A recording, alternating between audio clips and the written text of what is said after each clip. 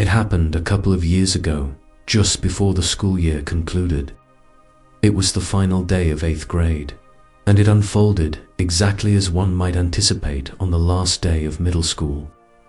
A blend of excitement and bittersweet farewells.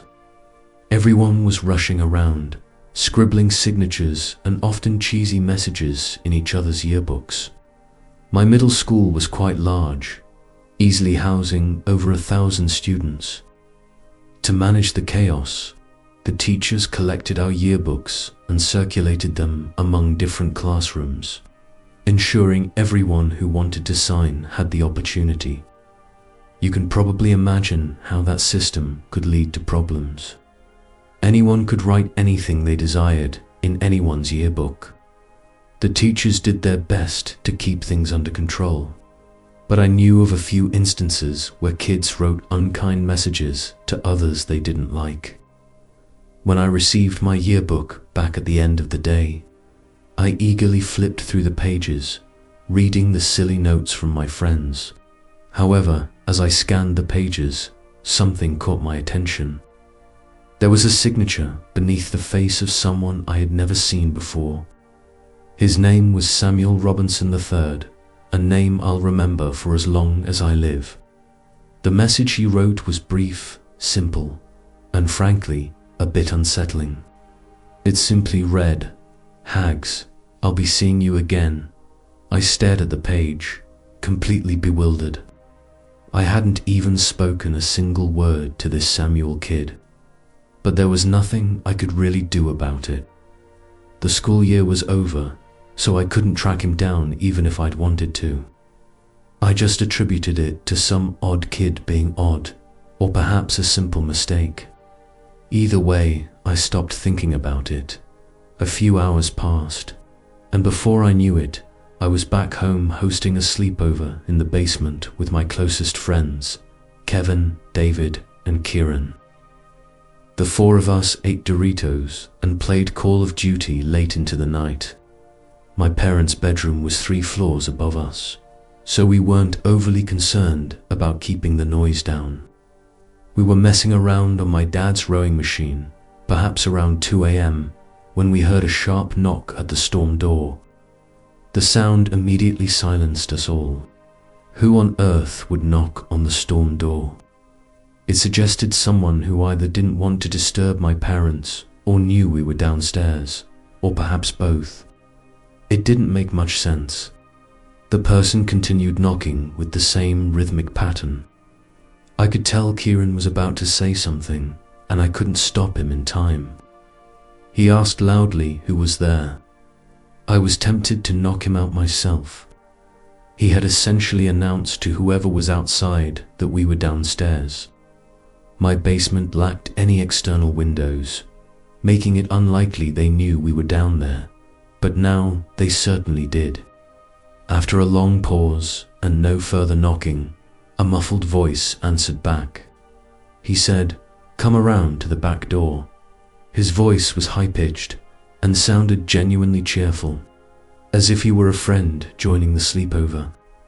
It was definitely a teenager's voice, and it didn't sound like someone pretending to be friendly. I was pretty scared, to be honest. My friends, however, seemed unfazed, almost finding it exciting that some random kid was outside our house. They insisted I at least check it out. Even though I didn't want to, they pressured me into it. We crept upstairs, careful not to make too much noise. I approached the back door slowly, trying to ignore the pounding in my chest. Through the narrow glass pane beside it, I could see a shadowy figure standing under the dim outdoor light. I moved a little closer, and his face came into view. My jaw nearly hit the floor when I realized who it was. It was him. It was that kid, Samuel Robinson III, who had signed my yearbook. My friends started to go open the door. For some reason, I stopped them, saying I knew who it was. I explained the situation to them, and that seemed to shift their mood. Keep in mind, Sam was still standing outside while we were talking, and he could clearly see us inside. He must have noticed how freaked out I was, because he started motioning towards the side of the house, as if he wanted me to go over to the window. You might be wondering why none of us took the situation more seriously. I genuinely believe it was because it wasn't like some strange older man was harassing us. It was just a kid from our own school. Still, I wasn't opening the door for him. Instead, I went over to my kitchen window and cracked it open just slightly. My friends followed me and stood a little to the side. He walked over to the window and I asked him what he wanted, telling him I recognized him from the yearbook. He replied, "Oh, so you got my message," and introduced himself as Sam. He then said he had always watched me from a distance, suggesting we could have been good friends. I agreed with him, just to avoid angering him. But there was absolutely no chance I would have been friends with this kid under any circumstances. I didn't want to press him immediately, but I had to know how he knew where I lived. He didn't respond. I didn't know what to say. Before I could try to calm the situation, David called him a creepy stalker and told him to leave. Sam's smile vanished. He tilted his head as if confused by what David had said. Then, just as quickly, his expression twisted into something I can only describe as hatred. He shifted from passive, almost friendly, to aggressive and furious. He started screaming things at me, how much he hated my friends, and that we should all die. How my ex hated me, and other random details he had no right knowing. He reached towards the window, trying to force it open, but I jammed it shut and locked it. He started snarling at the window and banging on it like an animal. He was seconds away from shattering the glass. I'm telling you, we must have made enough noise to wake the dead because my parents came rushing down the stairs, demanding to know what was going on. That's when Sam ran away. I quickly explained what happened to my parents, and my dad rushed outside in his underwear. He came back a few minutes later, saying he had no idea where the kid went. I'm not sure why, but my parents didn't call the police. They just told us to go back to sleep and said they would deal with the school the next morning, giving the kid the benefit of the doubt. The next morning, they contacted the school. It was then that we discovered the disturbing truth. Sam had been expelled a few weeks before the school year finished, meaning he shouldn't have even been at school on the last day. Apparently, the yearbooks were printed before his expulsion, which explained why his picture was still included. This meant he had deliberately snuck into the school just to write that message to me, a thought that completely freaked me out. Despite working with the school to find more information, nobody could track Sam down. It was as if both he and his parents had vanished. The entire incident was a significant deal, but the school did its best to keep it quiet. To this day, I still have no idea how he knew where I lived. That's what bothers me the most. The general theory is that he was a troubled young boy, perhaps mentally challenged, who developed a strange fixation on me for some reason, and then stalked me for who knows how long. My parents were worried for weeks. It's something we don't really talk about anymore. It's just too uncomfortable. But living in that same house has never felt the same since. Story to asterisk, my friend Garrett is somewhat unhinged. And when I say somewhat, I mean very much so. He's the type of guy who brags about being crazy and aggressive, acting like it's a good thing. He's constantly getting into fights, doesn't know when to keep his mouth shut, and spends more time at the gym than anywhere else, including his own home. There are actually 5 stories about him I could tell, but the scariest one by far is the one you're about to hear. It also directly involves me, and I feel more comfortable recounting my own experience rather than someone else's. This occurred a couple of weeks ago, which, coincidentally, was also the last day of senior year. Back in May 2019, the graduation ceremony wasn't for a few more days. So even though we were technically done, we still had to stick around. It's a tradition for graduating seniors to get drunk on the last day of classes, so that's precisely what we did. There's a large clock tower in the center of campus where all the seniors gather to drink. And that's exactly where we were around 10 p.m. It was packed. Over 1,000 people were crammed into that courtyard. It felt bittersweet to me, at least, but I think everyone was just relieved to be done with finals, which were particularly tough at our school. There are several other senior traditions I could mention, but I'll try to keep this concise. There were 6 of us, me, C, T, R, N, and of course, Garrett. I didn't think the others would be comfortable having their names used, so I'm just using initials. I should also quickly mention that we lived off campus, meaning we had to walk through the city to get home. There were quite a few homeless people in that city, so encountering some late at night wasn't unusual. Anyway, we were heading back home from the clock tower when Garrett did something typical of Garrett.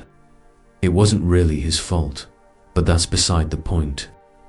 As we were crossing the street, a random homeless man ran up to our group and started acting erratically. Usually, the homeless people around there keep to themselves, often high on drugs and oblivious to their surroundings. But this guy clearly wanted to interact. He stood in the middle of the crosswalk, yelling at us like a bridge troll guarding the other side. We chuckled a bit and started walking in a wide arc around him, not wanting to provoke him. Everyone, that is, except Garrett. Instead of backing down, Garrett started yelling back at the guy, telling him to get out of the street and stop bothering strangers. The homeless man didn't appreciate that and took a few aggressive steps towards Garrett. That's when the rest of us stepped in to prevent things from escalating. We must have seemed intimidating because the man stopped advancing and went back to just yelling. I tried pulling Garrett out of the street, telling him to calm down, but he shoved my hand away. Before any of us could react further, he charged full speed at the homeless man and screamed something crazy. The man started running away, causing Garrett to stop, turn, and start laughing. Admittedly, the scene was somewhat funny, messed up as it was.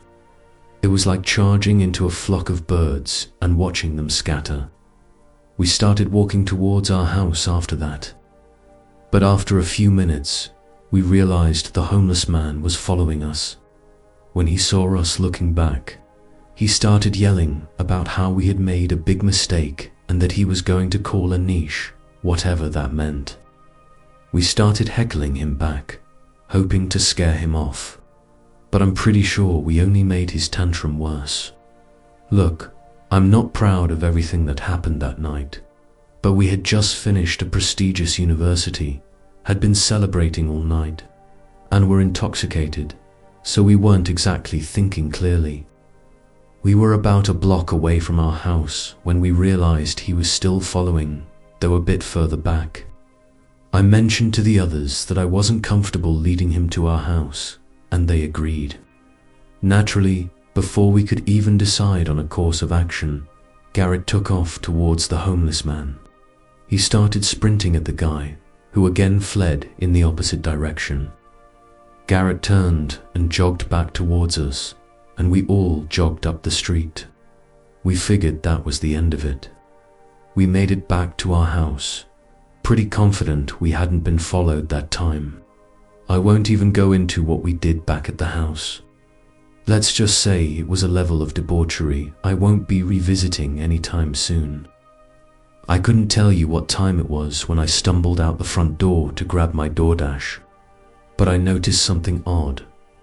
The side gate leading into our backyard was wide open. It was particularly strange because we used a piece of twine to keep it shut. So, The gate being open meant someone had deliberately untied it. I instantly connected the dots.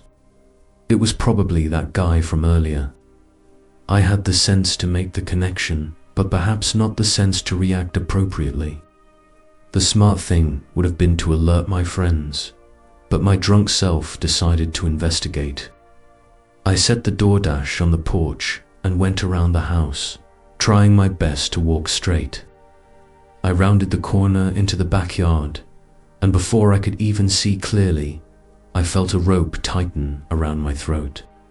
I flailed wildly, but it was useless. Someone was strangling me from behind, and there was nothing I could do. I felt the rope's frayed edges digging into my throat as he tightened it with all his might. I genuinely thought I was about to die. With all my strength, I swung my legs backward, causing him to lose his balance. We both hit the ground, and I could breathe again, but he was still on top of me. In a rage, he clawed at my face, and I could feel blood streaming down my cheeks. I managed to throw him off, and he got to his feet before running out of sight. To keep this brief from here on out, I ended up going to the hospital that night. The cuts weren't severe, but I needed several shots to protect against any diseases the attacker might have had. The police were less than helpful, and since I was moving out a week later, there wasn't much I could do. The worst part was having visible cuts in all my graduation photos. Garrett felt terrible and even took me to Noodles, but I never held it against him. I just hope he learned his lesson about antagonizing people with nothing to lose. Story 3, asterisk. When I was in 7th grade, there was a boy named Sven in my homeroom. To put it mildly, he was a bit peculiar.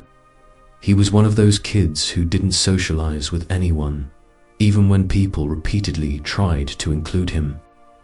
I didn't share all my classes with him, but from memory, he always sat in the exact same spot in every room, the back corner opposite the door. Without fail, he arrived at school wearing the identical outfit every day, cargo shorts and an oversized burgundy hoodie. He didn't talk much, obviously, but when he did have to answer or read, he had a really deep voice that other kids often mocked him for. I don't recall him having any friends at all, which seemed to make sense. One instance I remember is when my friend Tyler caught him slicing worms during recess. I think he got detention for it. Speaking of recess, Sven would spend the entire period by himself next to the fence bordering the woods. He never joined in any games or did anything remotely typical for a kid. He'd just stand by that fence doing whatever. Some friends claimed to have seen him talking to someone on the other side of the fence, but I never saw that myself, so I won't spread unconfirmed stories. I'm trying to recall other notable things about him, but he had several quirks and odd habits common to strange middle schoolers, none of which are really relevant to the story I'm about to tell. This happened on the last day of school. I attended a fairly large middle school with big grade sizes, meaning many classes for the same grade ran simultaneously. Because of this, there was a tradition on the last day where students from the same grade would sneak into and sit in random classrooms to mess with teachers. I'm fairly sure the teachers knew about this and played along, but that's neither here nor there. I don't remember the exact time, but I do remember I was in one of the few classes I shared with Sven. Everything that day was just like any other. The class was a mix of random students who weren't supposed to be there. Growing up, I was somewhat rigid about rules. That's just how I was raised. So, I never participated in that kind of tomfoolery. My friends did though, so I was often alone in class since they went off together. This was one of those times. All my friends had left the room, and coincidentally, the only other student I even slightly knew was Sven, Sven was acting stranger than usual that day. I remember that distinctly. I can't fully recall what we were supposed to be doing in class, but I do remember Sven was tapping his foot quite aggressively, something he never did. He was also constantly looking around the room, as if searching for someone or keeping track of someone. I don't think he was watching me specifically, but I couldn't be certain. Another thing I remember is that there were many more unfamiliar students in the class than usual. While one or two wasn't odd, given the class switching, the likelihood of so many students I'd never seen before was slim. At some point, the teacher, I'm pretty sure her name was Miss Bell, instructed us to get into groups of 3 or 4 for an ENDO-VA reflection worksheet. It wasn't anything serious. Most kids just used it as an excuse to chat. At one point, Miss Bell walked to her desk, picked up the classroom phone, and turned her back to us. A few minutes later, another teacher arrived, likely from the adjacent classroom. They stepped just outside the classroom door and began whispering. The conversation was brief, perhaps half a minute, but something about it felt off, as if they were trying not to draw attention. I could sense something was amiss. Miss Bell looked uneasy. That's honestly the best description of her demeanor. After they finished talking, Miss Bell and the other teacher re-entered the room. They didn't address the class. They simply walked over to a select few students, knelt beside their desks, and spoke quietly to them. It was clearly an effort to avoid drawing our attention. A minute later, those students got up and followed the teachers into the hallway. Nobody really seemed to react. It felt like I was the only one who noticed. Miss Bell returned a few minutes later, alone. She didn't mention the students who left. She simply sat back down at her desk and started shuffling papers, acting as if nothing had happened. But right after she did that, the fire alarm went off. Miss Bell didn't react as if surprised. It seems she expected it. She told us to line up and head outside, and we joined the rest of the school by the field behind the building. As usual, everyone was grouped by homeroom. So, I ended up standing with a group of familiar faces again. While we were standing there, I happened to look back at the school, just out of habit, I suppose, and I could sworn I saw something move in one of the second-story windows. It was quick. Maybe it was just a reflection or a shadow, but it felt wrong. The school was supposed to be completely empty. I kept it to myself, but I was genuinely scared to go back inside. We never did re-enter the building, though. Before the alarm even stopped, we heard sirens. A few minutes later, police cars started pulling into the parking lot. Not just one or two, but a whole procession of them. They didn't waste any time. Officers jumped out and rushed straight into the building. No one explained what was happening. The teachers just told us to stay calm and wait. Eventually, someone came around to announce that school was being dismissed early. No buses. We had to call our parents. We were never told what actually occurred. My parents later told me what happened, or at least what the school had informed them. They said that a group of kids who didn't attend our school had somehow gained entry. There was a rumor they planned to set the school on fire. Apparently, Miss Bell had discovered some alarming items in one of the kids' backpacks, and the school used the fire drill to evacuate everyone. The details are still a bit hazy, so I hope I'm explaining this correctly. What really stuck with me was what my mum said at the end, that the kids had been led in by Sven through the side fence during recess. The entire incident was so bizarre, it's still hard to fully process even now. I never saw Sven again,